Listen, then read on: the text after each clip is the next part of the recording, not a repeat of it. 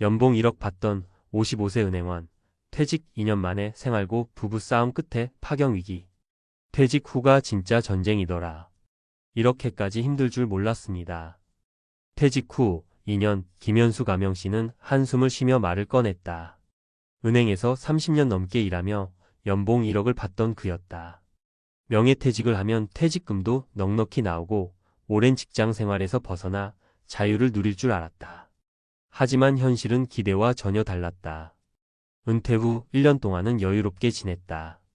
해외여행도 다녀오고 그동안 미뤄뒀던 취미생활도 시작했다. 하지만 시간이 흐를수록 은퇴 후의 삶이 결코 만만치 않다는 걸 깨닫기 시작했다. 매달 고정적으로 들어오던 월급이 사라지니 생활비 부담이 급격히 늘어났다. 예전처럼 외식을 하고 가끔씩 쇼핑을 하면 되는 줄 알았는데 그게 아니었다. 퇴직금으로 투자라도 해보겠다고 부동산과 주식에 손을 댔지만 결과는 참담했다. 기대했던 월세 수입도 생각처럼 나오지 않았고 주식은 하락장을 만나 반토막이 났다. 게다가 은행원이었던 그도 재취업이 쉽지 않았다. 한번 퇴직하면 끝이라는 말을 실감하는 순간이었다. 결국 김씨 부부는 생활비 문제로 잦은 다툼을 했다. 배우자는 더 이상 과거처럼 쓸 수 없다는 걸 받아들이지 못했고 김씨 역시 이 나이에 무슨 알바를 하냐며 버티다가 결국 갈등이 깊어졌다. 그렇게 결혼 생활에도 위기가 찾아왔다. 이 이야기는 결코 남의 일이 아니다. 많은 사람들이 은퇴를 앞두고도 뭐 어떻게든 되겠지라는 막연한 생각을 한다. 하지만 현실은 냉혹하다. 퇴직 후가 진짜 전쟁이다 라는 말이 괜히 나온 게 아니다. 퇴직 후 무너지지 않으려면 이제부터 퇴직 후 경제적 위기를 맞닥뜨린 대표적인 3가지 사례를 통해 어떻게 대비해야 하는지 살펴보자. 사례 1. 퇴직 후 한 번 쉬고 나중에 일하면 되겠지? 했던 56세 대기업 임원의 후회. 박영수 가명씨는 대기업에서 30년간 근무하며 임원 자리까지 올랐다. 퇴직 당시 퇴직금 6억 원과 약간의 개인연금이 있었다. 하지만 퇴직 후 지금까지 이렇게 열심히 살았으니 12년 정도는 쉬어야지라는 생각으로 손 놓고 있었다. 그런데 시간이 지나면서 점점 불안해졌다. 처음엔 이제 회사 출근 안 해도 된다며 자유를 즐겼지만 1년이 지나자 생활비 부담이 커졌다. 퇴직금에서 매달 400만 원씩 생활비로 쓰다 보니 1년 반 만에 2억 원이 사라졌다. 이대로 가면 5년 안에 퇴직금 다 쓰겠는데? 늦게나마 재취업을 알아봤지만 50대 후반에 경력을 살릴 만한 좋은 일자리는 많지 않았다. 결국 월급이 아닌 시간제 일자리와 컨설팅 아르바이트를 전전하며 겨우 생활을 이어가고 있다. 교훈 퇴직 후엔 무조건 한 번 쉬고 생각하자라는 안일한 태도를 버려야 한다.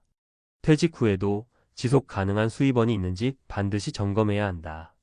사례 2. 퇴직금으로 투자하면 월세만 받아도 살겠지 했던 55세 공무원의 오산. 이정훈 가명씨는 공무원으로 정년퇴직을 했고 3억 원의 퇴직금을 받았다. 그는 이 돈으로 월세 수익을 기대하며 원룸 건물을 샀다.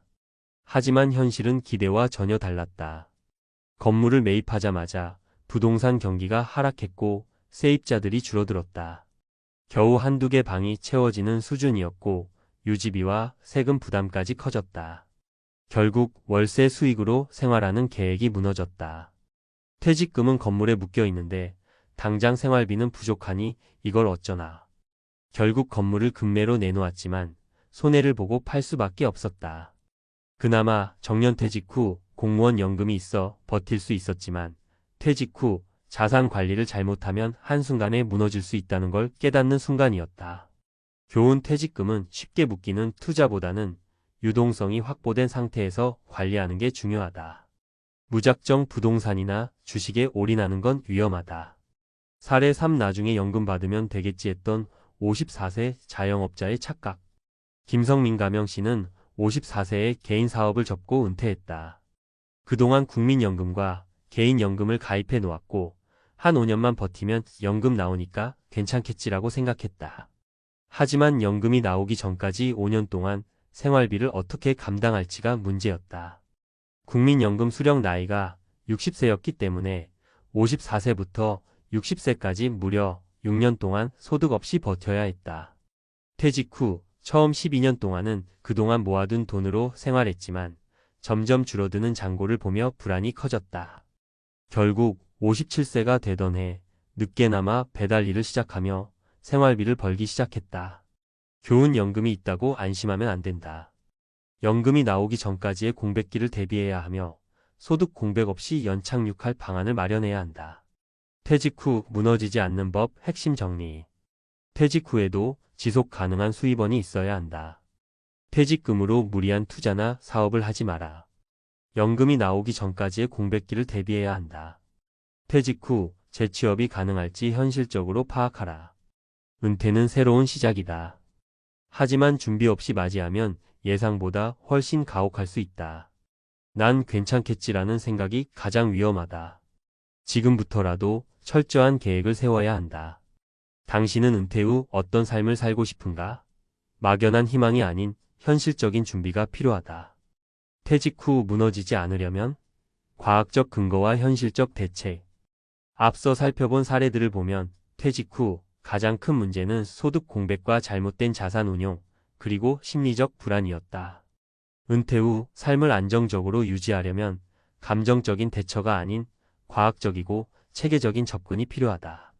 이번에는 퇴직 후 삶이 무너지는 원인을 심리학, 경제학, 그리고 생리학적 관점에서 분석하고 실질적인 해결책을 제안해 보겠다. 1. 나는 예외일 거야 라는 인지 편향 카그니티브 바이어스의 위험성. 많은 사람들이 자신만큼은 퇴직 후에도 잘 살 수 있을 것이라고 믿는다. 하지만 이는 낙관적 편향 아프터미점 바이어스 때문이다. 심리학자 타일러 데이비스 타일러 데이버스의 연구에 따르면 사람들은 자신의 미래에 대해 실제보다 더 낙관적으로 예상하는 경향이 있다. 특히 퇴직 후 경제적 안정성을 예측할 때도 이 편향이 작용한다. 내 퇴직금이면 충분할 거야. 한두 해 쉬었다가 좋은 직장 잡으면 되겠지. 집값은 안 떨어질 거야. 그러나 경제학자 데니얼 카너먼 데니얼 KAHNEMAN은 행동경제학 연구에서 사람들이 미래 리스크를 과소평가하는 경향이 있다고 지적했다. 실제 연구 결과에 따르면 퇴직 후 예상보다 더 많은 돈이 필요하다고 답한 사람이 80%를 넘었다. 대책. 퇴직 전 은퇴 후 지출 시뮬레이션을 해보고 최소 20년간 소득이 없는 상태에서 어떻게 생계를 유지할지 구체적인 계획을 세워야 한다. 금융 전문가의 상담을 통해 낙관적 전망이 현실적인지 검토해야 한다. 2. 은퇴 후 소득 공백이 신체 건강에 미치는 영향, 생리학적 관점. 경제적 문제는 단순히 돈이 부족한 문제가 아니다. 은퇴 후 급격한 소득 감소는 생리학적으로도 부정적인 영향을 미친다. 미국 국립보건원 NIH의 연구에 따르면 퇴직 후 소득이 급감한 사람들은 코르티솔 스트레스 호르몬 수치가 평균 30% 이상 증가했다. 코르티솔이 지속적으로 높아지면 면역력 저하, 감기, 대상포진, 암 발병률 증가, 혈압 상승, 심장병, 뇌졸중 위험 증가, 수면 장애, 우울증, 치매 위험 증가. 또한 소득이 부족한 사람일수록 영양 상태가 나빠지고 의료비 부담 때문에 건강검진을 소홀히 하게 되는 문제도 발생한다. 노후 파산한 사람들의 평균 수명은 그렇지 않은 사람들보다 510년 정도 짧다는 연구 결과도 있다. 대책. 은퇴 전부터 소득 공백 기간을 대비하여 퇴직 후에도 유지할 수 있는 일자리를 마련해 둬야 한다. 의료비 절감을 위해 건강보험 혜택을 최대한 활용하는 방법을 미리 공부해야 한다. 3. 재취업이 생각보다 어려운 이유, 노동시장과 뇌신경과학 관점. 많은 사람이 퇴직 후 나중에라도 일하면 된다고 생각한다. 하지만 50대 이후 재취업이 어려운 이유는 개인적인 능력 문제가 아니라 노동시장과 뇌신경과학적인 변화 때문이다. 노동시장 분석. 고용주의 시각. 5060대는 연봉이 높을 가능성이 크고 조직 적응력이 떨어질 거라고 생각한다. AI 자동화 증가, 단순 반복 업무뿐만 아니라 경력직 일자리조차도 AI에 의해 대체되는 속도가 빠르다. 업무 스킬 변화, IT 기술, 데이터 분석, 자동화 관리 능력이 필수인데 이를 배울 기회가 부족하다. 뇌신경과학 분석. 신경가소성엔 EUROPL, AST, ICITY의 저하, 40대 후반부터 새로운 기술을 익히는 속도가 느려진다. 습관화된 사고방식, 새로운 환경에 적응하는 유연성이 떨어진다. 업무 스트레스 적응력 저하, 다시 직장 생활을 하려고 해도 예전처럼 버티기 힘들다. 대책. 퇴직 전부터 IT 데이터 활용 능력을 익혀야 한다. 특히 AI 시대에 살아남기 위해선 엑셀 데이터 분석 간단한 프로그래밍 정도는 배우는 것이 좋다.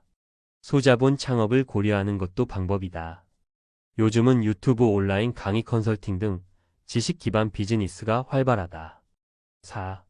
퇴직 후 돈이 없어지는 가장 큰 이유, 라이프스타일 크리프. 퇴직 후에도 과거의 소비 습관을 유지하는 사람들이 많다.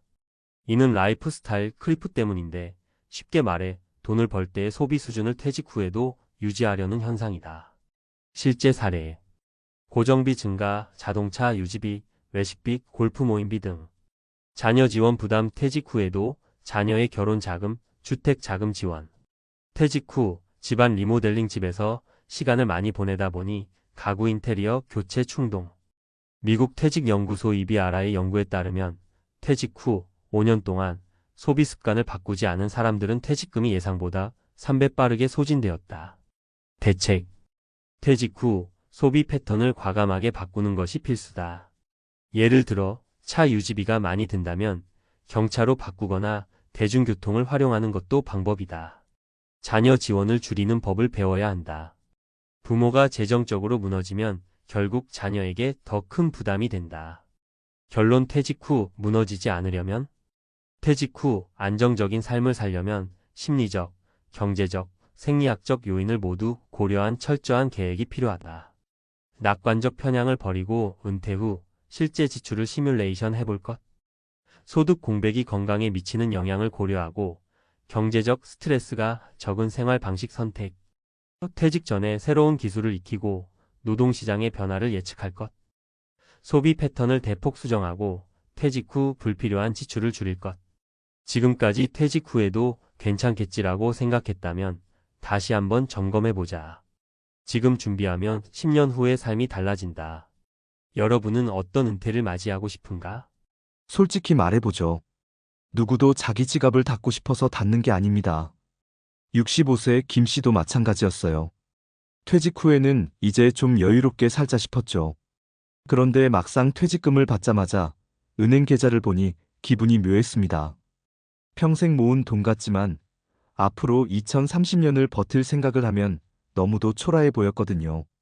김 씨는 처음엔 그래도 소소하게 외식도 하고 가끔 친구들이랑 술도 마셨습니다. 하지만 몇 달 지나니 돈이 빠져나가는 속도가 너무 빠른 걸 깨달았어요. 그리고 어느 순간부터는 지갑을 닫았습니다. 나 하나 아낀다고 뭐가 달라지나 했는데 진짜 달라지더라고요. 김 씨가 털어놓은 이야기입니다. 그가 자주 가던 분식집이 문을 닫았습니다. 동네 슈퍼가 점점 손님이 줄어들어 텅 비었습니다. 시장 상인들도 한탄을 늘어놓았습니다. 처음에는 그냥 경기 탓이라 생각했지만 김 씨는 스스로도 알게 됐어요. 나 같은 노인들이 돈을 안 쓰니 이 동네가 죽어가는구나. 이게 단순히 김 씨 한 명의 문제가 아닙니다. 우리나라에는 65세 이상 인구가 이미 900만 명을 넘었고 그중 경제적 은퇴자라고 불리는 사람들만 860만 명이 넘습니다. 그 많은 사람들이 소비를 줄이면 당연히 동네 상권이 무너집니다. 여기서 한 가지 사례를 더 들어볼까요? 전북의 작은 읍내에서 40년 넘게 식당을 하던 68세의 박 여사님이 있습니다. 이분이 하소연을 했어요. 예전에는 할머니, 할아버지들이 국밥 한 그릇 사 먹으러 자주 왔는데 요즘은 다 집에서 끓여 드셔. 나도 이해는 해. 돈이 없으니 그렇지. 박 여사님이 장사를 접으면서 주변 가게들도 타격을 받았습니다. 국밥집이 문을 닫으니 거기서 재료 납품하던 소상인도, 인근 시장에서 반찬 재료 사던 노점상도 피해를 봤어요. 돈이 돌지 않으니 연쇄적으로 무너지는 거죠. 또 다른 이야기. 부산에서 은퇴 후 작은 구멍가게를 운영하던 70세 이씨 부부는 최근 가게를 내놨습니다. 이유는 간단합니다. 사람이 안 와요. 물가가 오르고 연금만으로 생활이 빠듯한 노인들이 과자 하나, 음료수 하나도 사기 망설입니다. 손자 오면 사주던 걸 못 사주니 마음이 아프다고도 했습니다. 마지막으로 서울의 한 재래시장 상인회 회장님의 증언이 있습니다. 예전엔 우리 시장의 주 고객층이 60대 이상 어르신이었어요. 지금은 하루 매출이 반토막이 났습니다. 오시는 분들 보면 가격만 물어보고 가요. 살 돈이 없는 거죠. 이게 바로 65세 김 씨가 말한 내가 소비를 줄이자 동네가 망하기 시작했다의 진짜 이유입니다. 단순히 개인의 절약 문제가 아니라 거대한 구조적 문제라는 겁니다. 왜 이런 일이 벌어질까요? 첫째, 연금이 부족하기 때문입니다. 국민연금이 있긴 해도 평균 수령액이 50만 원대입니다. 생활이 안 되니 퇴직금에 의존하지만 그 퇴직금도 오래가지 않아요. 의료비나 자녀 지원, 전월세 보증금 빼주다 보면 5년, 10년 안에 바닥난다는 분들도 많습니다. 둘째, 기대 수명은 길어졌는데 준비는 짧았습니다. 60세에 퇴직하고 90세까지 산다고 가정하면 30년 가까이를 버텨야 합니다. 그 긴 시간을 대비하지 못했으니 당연히 소비를 줄이고 아껴야 한다는 압박감이 생깁니다. 셋째, 사회 안전망이 취약합니다. 노인 빈곤율이 OECD 최고 수준입니다. 기초연금이 40만 원 남짓 나오는데 이걸로 생계를 유지하는 건 불가능에 가깝습니다. 결국 노인 세대는 소비를 줄일 수밖에 없고 이게 자영업자, 상권, 지역 경제를 붕괴시키는 악순환으로 이어집니다. 이 문제를 해결하려면 어떻게 해야 할까요? 전문가들은 이렇게 말합니다. 노인에게 돈을 주라는 말이 아닙니다. 노인들이 돈을 쓸 수 있게 소득을 보장하라는 겁니다. 연금 개혁과 노인 일자리 확대가 중요한 이유가 여기에 있습니다. 단순히 국가가 퍼주자는 게 아니라 은퇴 세대가 소비자로서 경제를 살리는 주체가 되도록 해야 한다는 거죠. 또한 자산관리 교육도 필수적입니다. 많은 은퇴자들이 퇴직금을 한꺼번에 빼서 쓰거나 위험한 투자로 날리곤 합니다. 재정 상담을 통해 월 단위로 계획적으로 지출하고 장수 리스크를 대비하도록 도와야 합니다. 그리고 세대 간 이해도 필요합니다. 노인이 소비를 안 해서 경제가 무너졌다는 말은 쉽지만 사실상 그분들은 생존을 위해 지갑을 닫은 거죠. 젊은 세대와 정책당국이 이를 이해하고 연대할 수 있어야 합니다. 결국 김 씨의 고백은 단순한 한 사람의 넋두리가 아닙니다. 우리 사회의 현실을 정확하게 꿰뚫는 경고입니다. 내가 소비를 줄이자 동네가 망하기 시작했다는 말에는 사실 우리 모두가 준비하지 않으면 우리 사회가 망한다는 무서운 진실이 담겨 있는 거죠.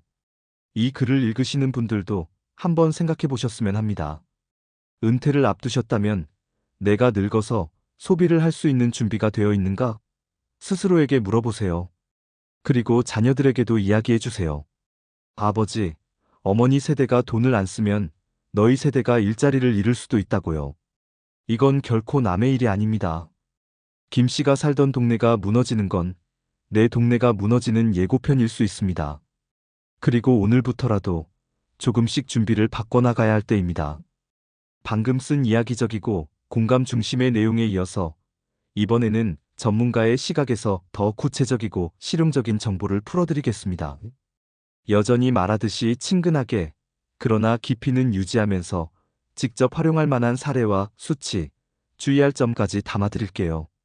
자, 이제는 조금 더 현실적으로 얘기해 볼까요? 소비를 줄이면 동네가 망한다는 건 사실 누구나 얼핏 들으면 너무 거창한 말 같잖아요. 근데 경제학적으로 보면 이건 진짜 사실이에요. 우리나라 개인 소비 지출 GDP에서 차지하는 비중이 약 50% 정도 됩니다. 한국은행 통계로 보면 명목 GDP 2천조 원 중 개인 소비가 1천조 원 조금 넘어요. 여기서 고령층이 차지하는 비중이 점점 커집니다.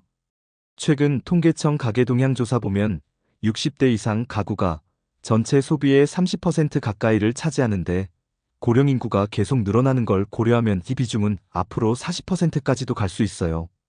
즉, 이분들이 못 쓰겠다 하면 한국 소비의 3040%가 얼어붙습니다. 이건 이론이 아니라 실제로 나타나는 문제예요. 예를 들어 코로나19 이후 통계청이 분석한 자료가 있어요. 65세 이상 노인층 소비 감소율이 40대 이하보다 2배 이상 컸습니다. 외식, 여행, 소매업 다 직격탄을 맞았어요.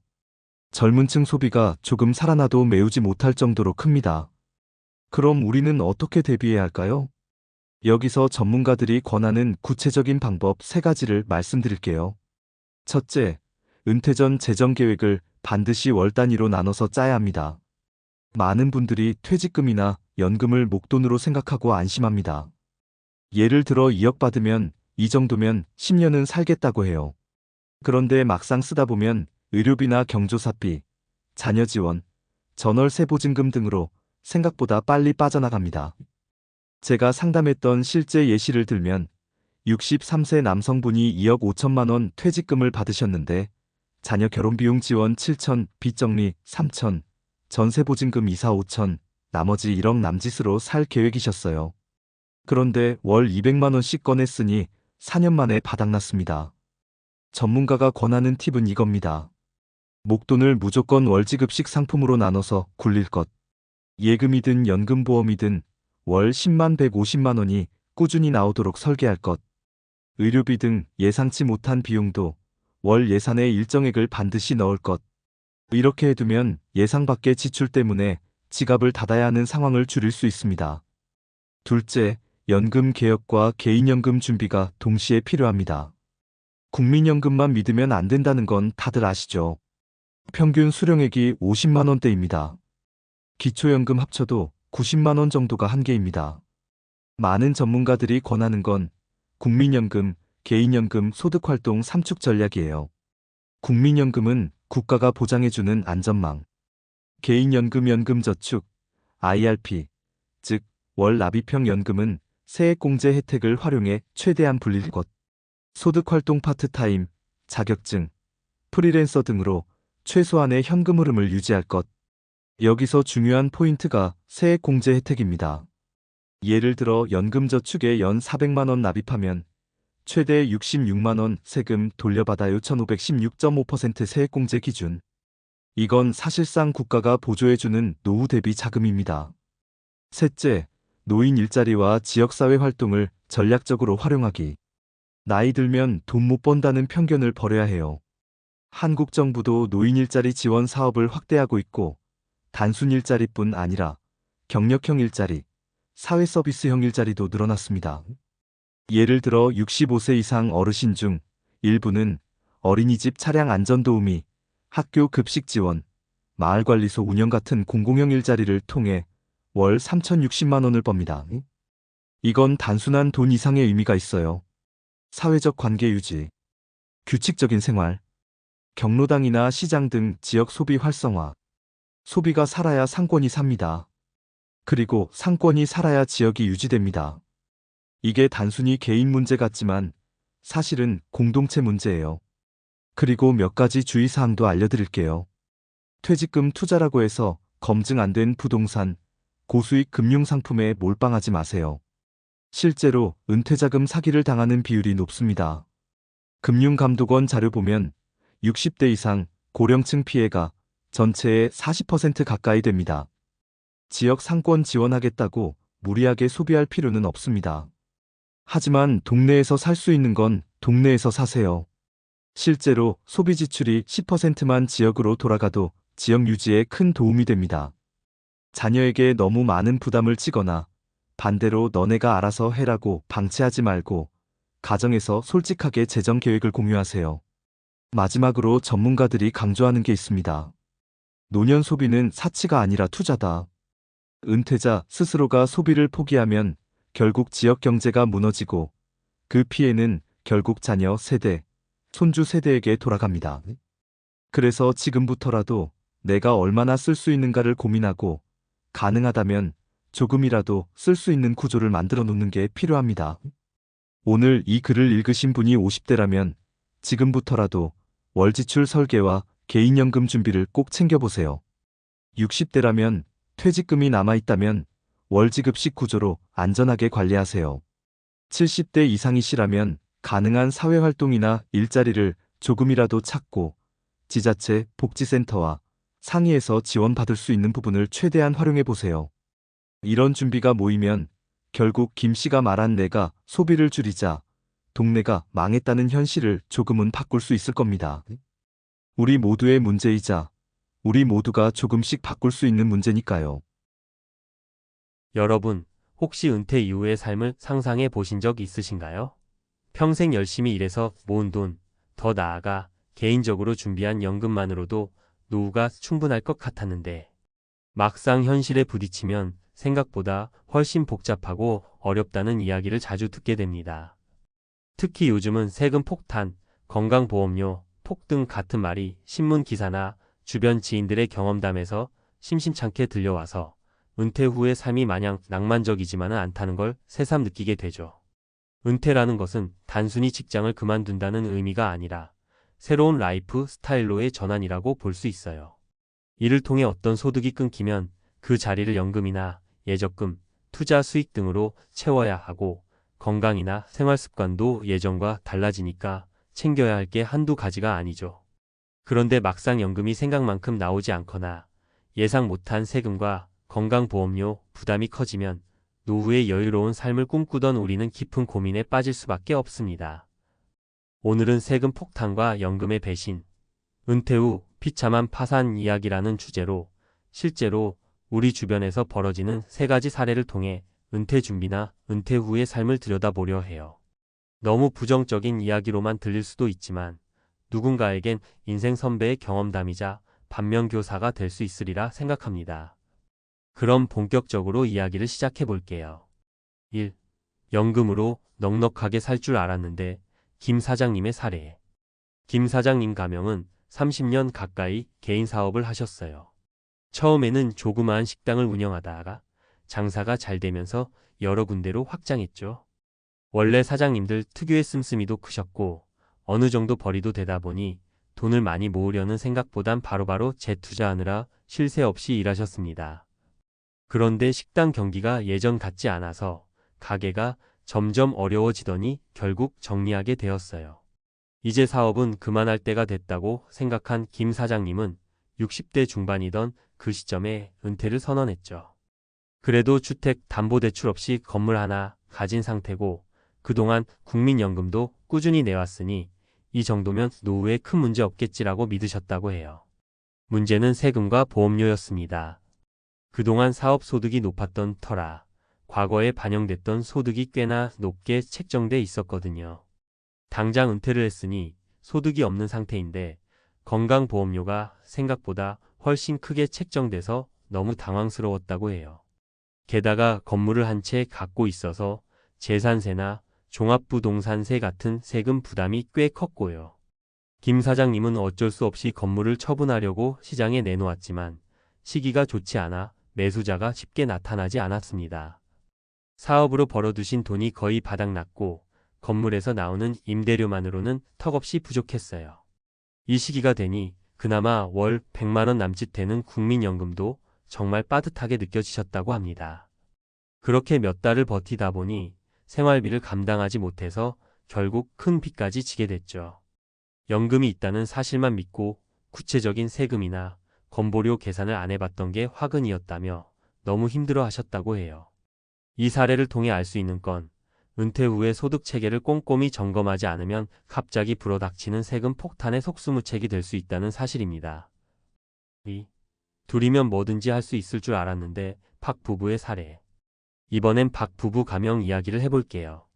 이분들은 맞벌이 부부였고 자녀도 이제 대학 졸업하고 취업 준비 중이라 어느 정도 독립이 가능한 상황이었어요. 부부는 50대 후반쯤 은퇴 후 전원 생활을 꿈꾸며 중소도시로 이사했어요.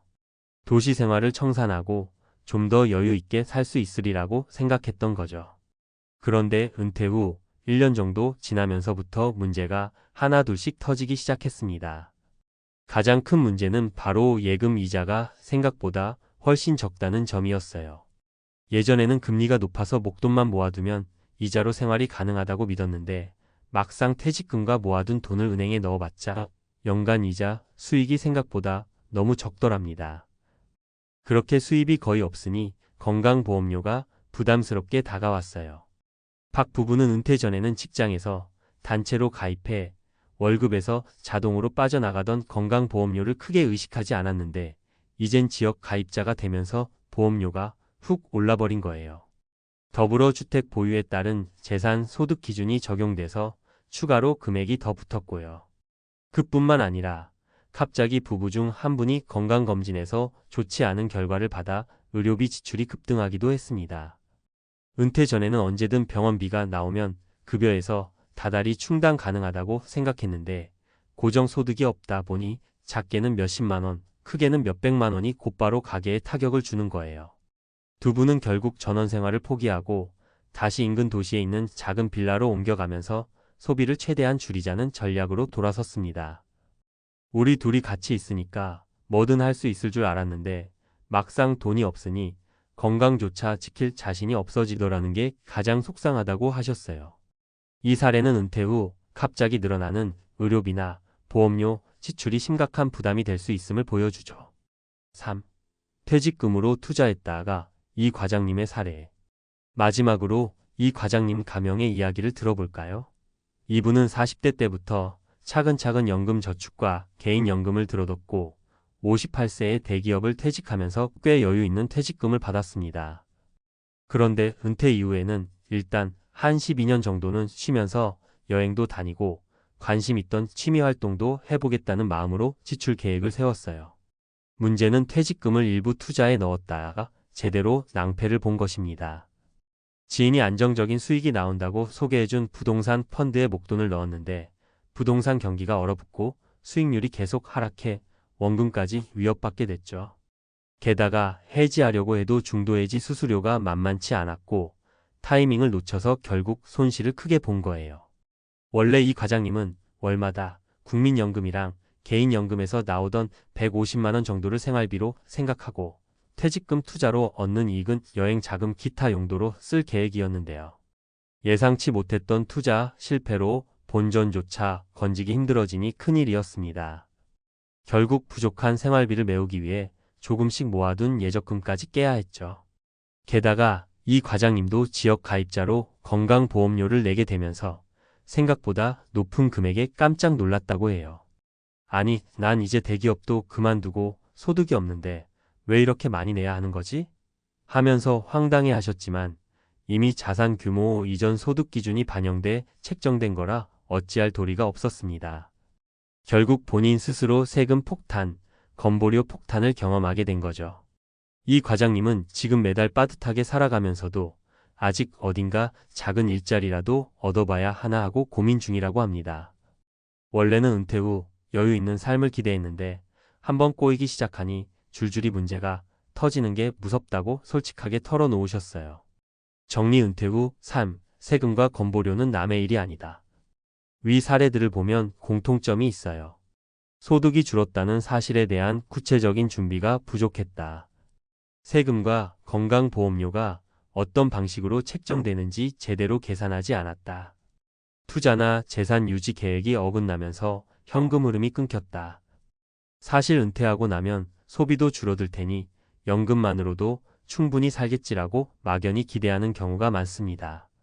하지만 은퇴 후 생활은 생각보다 돈 들어갈 곳이 많고 특히 예상 못한 세금 보험료가 큰 부담이 되는 경우가 흔합니다.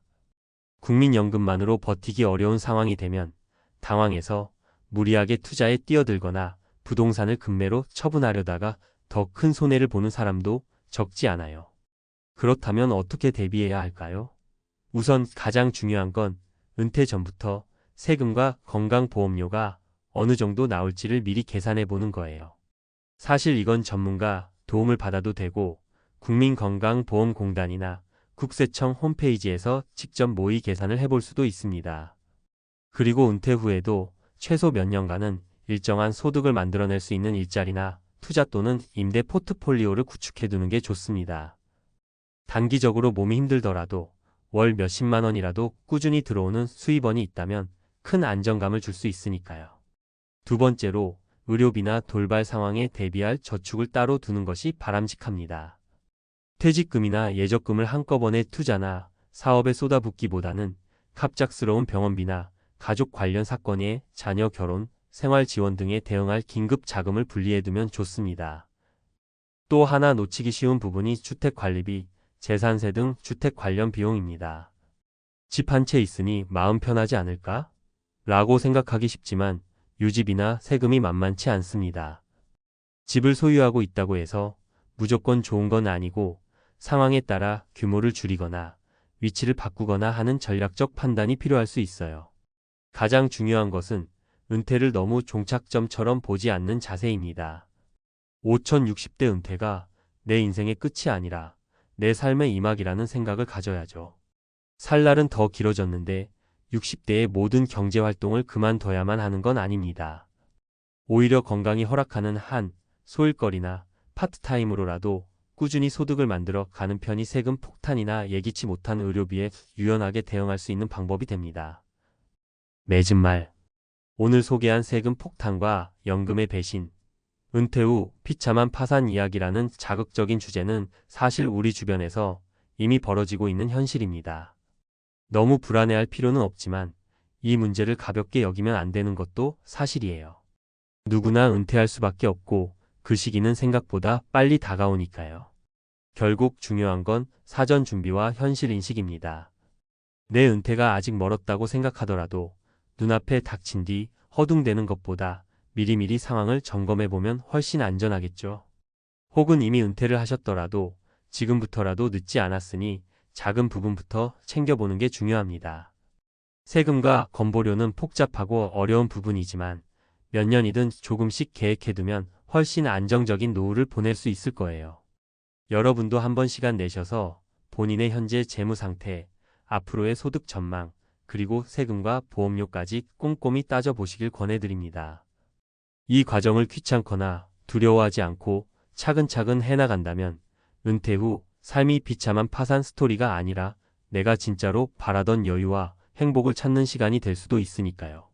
50대와 60대, 우리는 긴 세월 동안 일에 묶여 살아왔습니다. 가족을 부양하고 아이들의 학비를 책임지며 누구보다도 열심히 달려왔죠. 하지만 퇴직을 앞둔 지금 문득 불안감이 엄습해옵니다. 나는 과연 노후를 잘 준비했을까? 퇴직 후에도 이 삶을 지탱할 수 있을까? 선배들은 말합니다. 직장 생활이 끝나고 나면 진짜 삶이 시작된다고. 그런데 과연 그 진짜 삶은 우리가 꿈꾸던 평온한 노후일까요? 아니면 예상치 못한 현실의 벽 앞에서 좌절하는 날들의 연속일까요? 오늘 퇴직 후를 먼저 겪은 선배들의 이야기를 통해 우리가 꼭 알아야 할 충격적인 현실과 함께 어떻게 대비해야 하는지 그 해답을 찾아보겠습니다. 퇴직 후 선배들이 직접 들려주는 충격적인 현실. 당신의 노후를 지킬 조언들. 퇴직이라는 단어 듣기만 해도 복잡한 감정이 교차합니다. 누구에겐 기다리던 자유의 시작일 수 있지만 누구에겐 막막한 미래의 시작일 수도 있죠. 이제 회사라는 울타리를 벗어나 모든 걸 스스로 책임져야 하는 시점. 퇴직 후 선배들이 경험한 현실과 그 속에서 우리가 배워야 할 중요한 교훈들을 이야기해 보겠습니다. 1. 회사는 나를 기다려주지 않는다. 퇴직 후 선배들의 첫 번째 공통된 이야기는 바로 소속감 상실입니다. 30년 동안 다니던 회사, 내 이름으로 된 책상이 있고 사람들이 나를 부르는 익숙한 직함이 있었죠. 그런데 퇴직과 동시에 그런 모든 것이 사라집니다. 김 선배님 이야기를 들어볼까요? 나는 퇴직 후에도 회사 사람들이 계속 나를 찾을 줄 알았어요. 내가 다녔던 회사인데 뭔가 조언이라도 부탁할 줄 알았죠. 그런데 웬걸요? 연락은커녕 안부 묻는 사람도 없더라고요. 처음엔 자존감이 많이 상했어요. 내가 이 회사에 헌신한 세월이 얼만데 이렇게 잊히나 싶었죠. 퇴직 후 우리가 마주하는 현실은 회사와의 인연이 생각보다 빨리 끝난다는 겁니다. 회사는 우리의 전부일지 몰라도 우리는 회사의 전부가 아니었음을 알게 되죠. 이럴 때 중요한 건 회사 밖에서의 나를 다시 찾아가는 겁니다. 소속감은 회사에만 있는 게 아니라 내가 새로운 목표를 설정하고 새로운 사람들과 관계를 맺으면서도 충분히 만들어낼 수 있어요. 2. 노후 자금? 예상보다 2배는 필요하다. 많은 사람들이 퇴직 후 자신이 모은 돈으로 충분히 살 수 있을 거라 생각합니다. 그런데 선배들은 입을 모아 말합니다. 생각했던 비용보다 2배는 든다고요. 정씨 부부의 사례를 보죠. 우린 꽤 준비를 잘했다고 생각했어요. 아파트도 작은 데로 옮기고 월세로 받을 수 있는 건물도 하나 있고 연금도 꽤 나왔거든요. 그런데 예상치 못한 병원비와 자녀 지원비가 한꺼번에 터지니까 버틸 수가 없더라고요. 결국 건물을 처분하고 겨우겨우 생활비를 마련했어요. 특히 50대와 60대는 건강에 큰 변수가 생기는 시기입니다. 병원비, 약값, 심지어 장기 요양까지 예기치 못한 지출이 연속적으로 발생할 수 있습니다. 퇴직 후엔 최소한의 안전망을 구축해야 합니다. 연금 외에도 수익이 발생할 수 있는 작은 일거리나 투자를 준비하는 것이 중요합니다. 3. 퇴직 후에도 나를 성장시키지 않으면 도태된다. 퇴직하면 모든 게 끝난 것 같지만 실은 새로운 시작입니다. 하지만 많은 사람들이 퇴직 후 스스로를 성장시키는데 소홀해지죠. 박 선배님 이야기를 들어볼까요? 나는 퇴직 후 그동안 못했던 여행도 하고 쉬면서 살 줄 알았어요. 그런데 막상 그렇게 살다 보니 너무 무료하더라고요. 하루 이틀은 좋았지만 그게 계속되니까 내가 뭐 하는 건가 싶었죠. 그래서 독서 모임에 나가고 늦깎이로 그림도 배우기 시작했어요. 내가 이렇게 늦게라도 새로운 걸 배우고 성장하는 데서 행복을 느끼게 될 줄은 몰랐어요. 퇴직 후 삶은 자신을 재발견하는 과정입니다. 새로운 취미를 가지거나 소소한 목표를 세워서 성취감을 느끼는 일이 꼭 필요합니다. 끊임없이 배우고 성장하려는 노력이야말로 퇴직 후 삶을 지탱하는 가장 큰 힘이 될 수 있죠. 우리가 배워야 할 교훈. 퇴직 후 선배들의 이야기는 결국 하나로 귀결됩니다. 퇴직 후 삶은 철저히 내가 준비한 만큼만 보답한다는 겁니다. 회사에만 의존하던 삶에서 벗어나 내가 주체가 되는 삶을 설계해야 합니다. 실천할 수 있는 3가지 방법. 새로운 목표 설정하기. 퇴직 후에는 일단 목표를 재설정하세요. 크고 거창할 필요 없습니다. 매일 산책하기, 요리 배우기, 지역 봉사활동 참여 등 소소한 목표도 좋습니다. 경제적 안전망 마련하기. 연금 외에도 부업이나 투자로 꾸준히 수익을 창출할 수 있는 방법을 고민하세요. 관계의 폭 넓히기. 가족, 친구뿐만 아니라 새로운 사람들과의 교류를 통해 활기를 찾아보세요. 다양한 모임이나 커뮤니티 활동이 큰 도움이 됩니다. 퇴직 후 선배들이 직접 들려주는 충격적인 현실. 당신의 노후를 지킬 조언들. 전문가 칼럼. 퇴직이라는 단어가 주는 무게는 개인마다 다를 겁니다. 누구에게는 오랜 시간의 노동 끝에 얻은 자유의 시작일 수 있고, 또 다른 이에게는 매달 들어오던 급여가 끊기는 불안의 시작일 수도 있습니다. 하지만 공통적인 한 가지는 퇴직 이후의 삶은 모두에게 준비한 만큼의 보상을 준다는 점입니다. 그럼에도 불구하고 우리는 왜 이렇게 퇴직 후 삶을 준비하는데 소홀했을까요? 그리고 퇴직 선배들의 현실에서 배워야 할 점은 무엇일까요? 오늘은 전문가로서 퇴직 이후의 삶을 다각도로 들여다보겠습니다. 1. 소속감의 상실. 퇴직 후에도 나는 나다. 퇴직 후 가장 큰 충격 중 하나는 소속감을 잃는 것입니다. 회사에서의 나, 직위로 불리던 나는 더 이상 없습니다. 이런 변화는 자존감의 하락으로 이어질 수 있습니다. 여기서 우리가 배워야 할 점은 회사 밖에서도 자신만의 소속감을 만들어야 한다는 겁니다. 직장에서는 직위와 역할이 소속감을 주었다면 퇴직 후에는 새로운 커뮤니티, 취미, 봉사활동 등을 통해 나만의 소속감을 만들어야 합니다. 사례 1. 새로운 정체성을 찾은 김선배. 퇴직 후 동네 도서관의 독서 모임에 참여한 김선배는 이렇게 말합니다. 도서관 독서 모임에 처음 갔을 때는 어색했어요. 하지만 책을 읽고 토론하면서 새로운 시각을 배우고 그 과정에서 제 목소리를 다시 찾을 수 있었습니다. 지금은 모임에서 제가 책 박사로 통합니다. 이 작은 별명이 제게 큰 자부심을 줍니다. 퇴직 후의 삶도 결국 우리가 얼마나 적극적으로 나서느냐에 따라 달라질 수 있습니다. 이제는 직장 이름이 아닌 내 이름으로 나를 소개할 시간입니다. 2. 노후 자금 충분히 준비했다는 착각의 함정. 퇴직 전에 누구나 한 번쯤은 계산기를 두드려 봤을 겁니다. 이 정도면 충분하겠지. 하지만 현실은 다릅니다. 예상치 못한 변수들이 우리의 재정을 계속해서 위협합니다. 사례 예상 밖의 의료비와 자녀 지원비. 퇴직 후 경제적 어려움을 겪은 정 씨 부부의 이야기를 들어볼까요? 우리 부부는 연금과 월세 수입만으로 충분할 줄 알았어요. 하지만 남편의 갑작스러운 심장 수술비와 자녀 결혼 지원비가 한꺼번에 닥쳤어요. 예비비를 마련하지 않았다면 정말 큰일 날 뻔했죠. 퇴직 후에는 정기적인 수입이 줄어드는 반면 예상하지 못한 지출이 증가합니다. 여기서 중요한 점은 안전망의 마련입니다. 연금 외에도 소규모 투자나 부업을 통해 꾸준히 현금을 창출할 수 있는 기반을 만들어야 합니다. 3.